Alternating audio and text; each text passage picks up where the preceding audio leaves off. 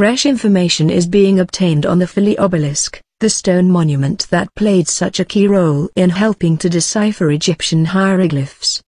Today, the pink granite shaft stands on the UK National Trust's Kingston Lacy estate in Dorset, where it was brought from the Nile in the 1820s. The obelisk's inscriptions, with those on the famous Rosetta stone, contained clues to interpret the ancient symbols.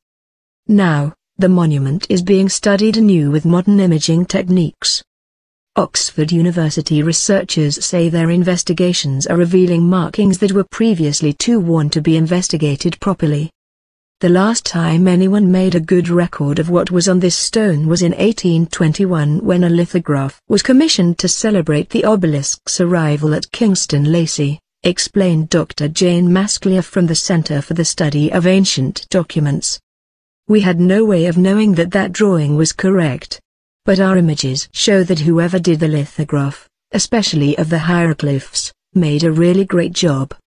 The other big thing for us is the Greek inscription. Even when the obelisk first came to Kingston Lacy, people looked at it and said they couldn't make out the whole thing. There were large sections that were rubbed away.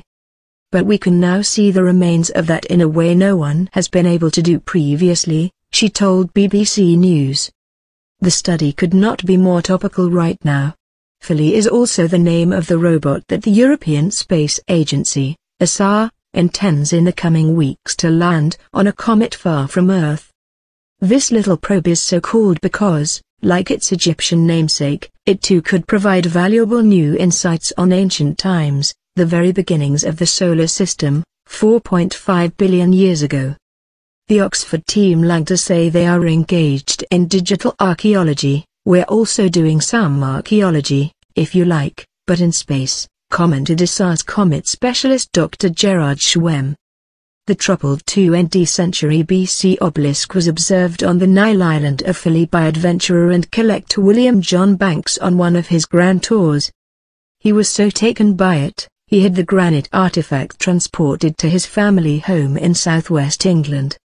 The obelisk carries Greek inscriptions at its base and hieroglyphs up the length of its pointed shaft.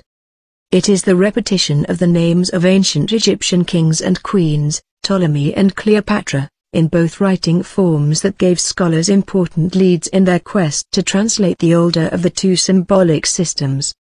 But part of the Greek text was always difficult to discern, and the obelisk's exposure to the British climate over the past 200 years has only made that task more difficult. The Oxford remedy is reflectance transformation imaging, RTI.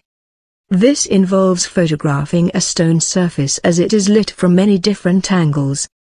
Although the shadows in any one picture will accentuate the relief, it is by combining the whole imaging series that the full topography becomes apparent, especially when color and specular effects are carefully controlled. Using RTI and other scanning methods on the obelisk has literally shown a light on those previously illegible sections.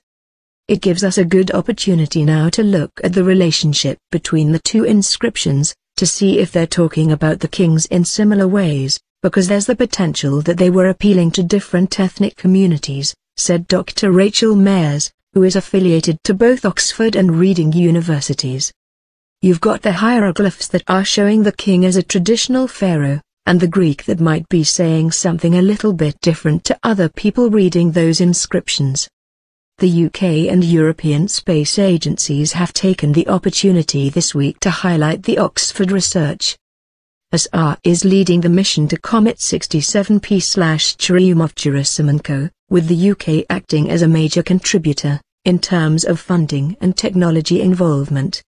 On the 12th of November, the Philae robot will be dropped onto the surface of the 4 km wide ice body by its mothership, the Rosetta satellite. Assuming it gets down safely, the contact probe will take samples to analyze 67P's chemical composition. One of the onboard labs that will do this is called Ptolemy, developed by the Open University.